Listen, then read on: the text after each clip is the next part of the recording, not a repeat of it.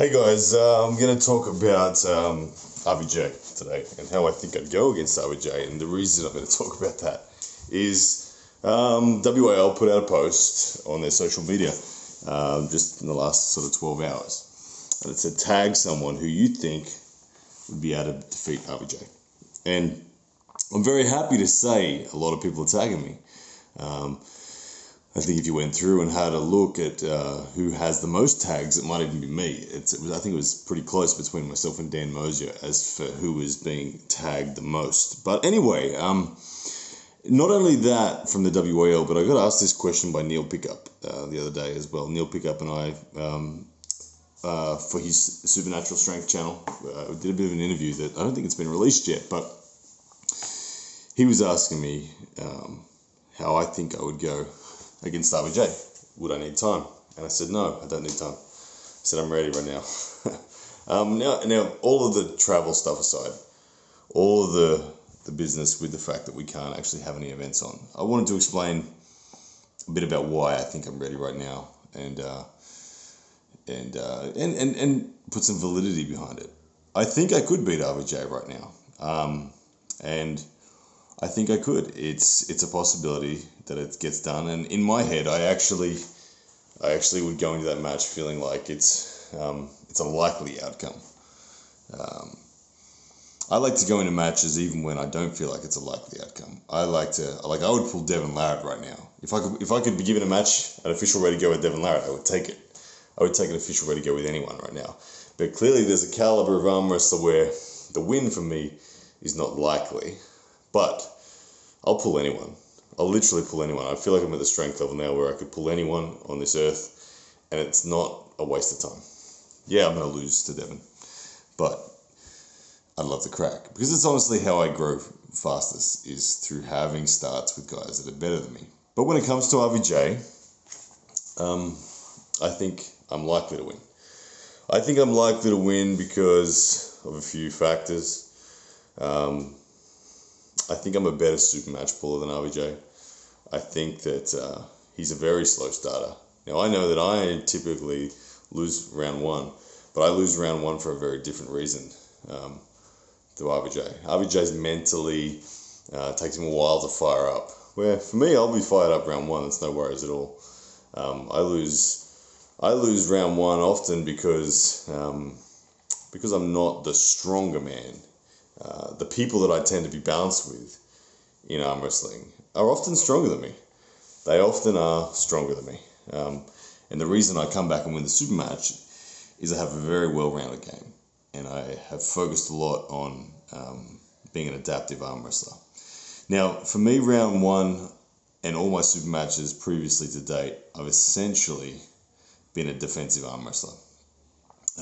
This is one of the big reasons why I think I'm ready right now to beat RVJ.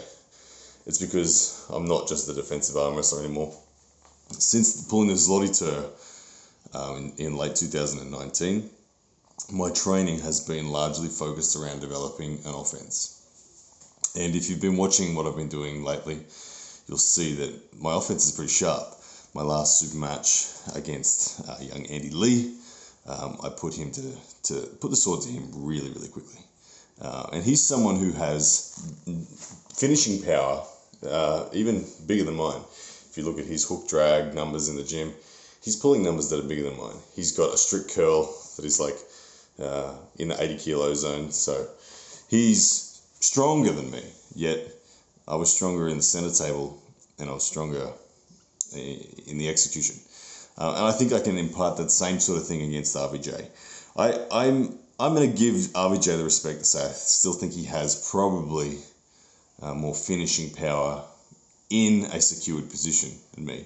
If his wrist is bent, his pronation's locked down and secured, he's probably got more. But it's getting close. What I do think I have way more than RVJ is an ability to accelerate off the go and also an ability to use the strap and more technical positions.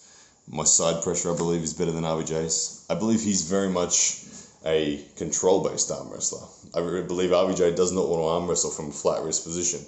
He wants cup, he wants rotation. I'm happy to arm wrestle from a flat wrist position. My center table strength right now is at its best it's ever been. My acceleration off the go is it's at its best it's ever been.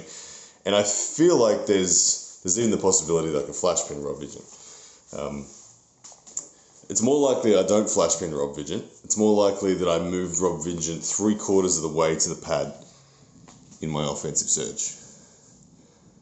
So for me, the match starts there. After I've started well like that and hit him to that position, I think he's going to be somewhat compromised. He's not going to be in a good position. His wrist is not going to be fully curled in. It's going to be flat at best, which is going to put him in an uncomfortable position. He's going to use a lot of bicep and ugly positions to have to stop my initial surge. Now from there, if you think about a match starting there and you think of my defensive capabilities, my positional play, my strap pulling, honestly, I feel like that's why I'm the favorite. I don't see myself losing against RVJ from that position. And yeah, I understand there's a ladder, there's a formal ladder. People will say you got to face Justin. People will say you got to face Paul Lynn. People will say you got to face Storm and all this good stuff. And I don't disrespect all those guys, and I would happily pull all those guys too. This is just answering the question: how would I go against RVJ if I was to face him today? And this is what I believe. I believe this last 12 months I've progressed more than my opponents have. It's just what I feel. It's no disrespect. I just believe in myself. And I think the evidence of that, despite not having international competition, the evidence of that is here in Australia. I know you guys, it's harder for you international audience people to see this and to really feel it. But if you were to drill down and do your research and see how I am going relative to the people in Australia that I was balanced with a year ago, it's chalk and cheese. Lachlan, Adair, and myself are progressing tremendously quick at the moment. If the Australian arm wrestling scene was a stock market, and you could invest in an arm wrestler, I honestly think myself and Lachlan would be the best investments, simply because there's a value that we've reached that hasn't been realized yet by the rest of the world. And I think that when we get the opportunity to prove it, it's going to become clear. Other Australians know that because they've felt the change in the two of us over the last 12 months. And it's the gap between us and the guys that I used to be balanced with is very, very significant now. Even example, the way I can contain Jordan Davis now is something that there's no stress. In the straps, there's no stress on Jordan. Out of straps, I can now fully contain him, and it's pretty comfortable. That's a big step up right there. Just that alone. Jordan Davis is a weapon. He's a legitimate badass. He's someone that I think would have a great match with Justin Bishop, and I'm controlling that. So, like that whole Justin Bishop thing, that's another thing. Justin's been on my radar for a long time, and I've always expressed the desire to have a match with him, and I still would love to have a match with Justin, but he's not on my list of people I'm chasing. And the reason is simply because of my body weight. I'm 95, 96 kilos right now, and I would dehydrate down to the 200 pounds for a match with RVJ, where Justin, I believe, is walking around at like 84 kilos, so like 180, 185 pounds. So there's a significant weight difference between the two of us, and I honestly think that it's kind of not the right thing for me to be publicly chasing Justin. So if WAL was to schedule a middleweight match with me and Justin at any point, of course I would take it and I would love it. But I'm here to talk about RVJ today, so I think I can beat RVJ. I think his motivations are not like mine, not even close. He's been maintaining his level for a long time, and it's a very high level. I think I've arrived at that level, and I think I'm still trending upwards, and I'm going to go past him. So if it was to happen, which is a big if in this day and age, so I don't know. If it was to happen, I would love it, and I'd be ready. Today, tomorrow, next week, anytime, I would pull.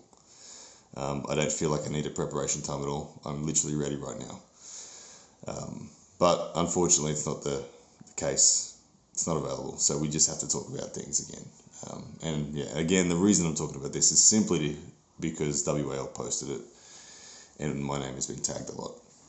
So guys, thank you for tagging me in that. I really do appreciate it. It does mean a lot to me. Yeah. Anyway, guys, I'm going to leave it there. Guys, don't forget, please visit poundforpoundarmwrestling.com. There's 44% off everything that's pre-sale right now. So that means your arm warmers, your shades, I think even straps. There's heaps. 44% off. Oh, the Toddzilla Hutchins. Got to get rid of those damn Toddzilla t-shirts. Got too many of them. They're 44% off until they're all gone. All right, guys. Next time.